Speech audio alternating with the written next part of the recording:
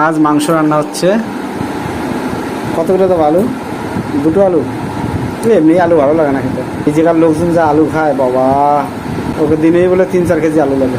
আর আমাকে 500 আলু মারলে 1 সপ্তাহ চলে যাচ্ছে, তার বেশি চলে যায়।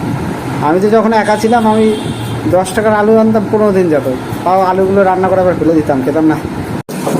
এখন আলু ভাজা হচ্ছে আর ওইদিকে মশলা তৈরি হচ্ছে। পেঁয়াজ কাটতে গিয়ে বেহাল দশা, মনে হচ্ছে ঠান্ডা লেগে গেছে পেঁয়াজ কেটে। কিংবা লাগবে দেখছি। হ্যাঁ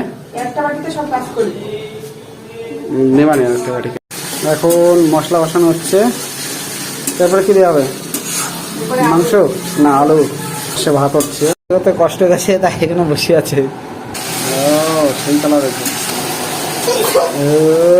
রান্না করতে করতে একেবারে জীবন বেরিয়ে গেল। হ্যাঁ, মশলার সেন্ট পাওয়া যাচ্ছে, কিন্তু সবাই কি পাবে যারা ভিডিও দেখবে? এখন কষানো হচ্ছে মাংস। আলু টমেটো সব দেওয়া গেছে। আমি কষানো মাংসটা ভালো খাই, তার জন্য কয়েক পিস আমার জন্য তুলে রেখেছি। এবার খেয়ে দেবো দেখি কেমন হয়েছে। কষানো হয়ে গেছে, তারপরে জল দিয়ে দিয়েছে। মাংস হয়ে গেছে। কষানো মাংস তো ভালোই লাগলো, রান্না মাংস কেমন হয়েছে জানি না।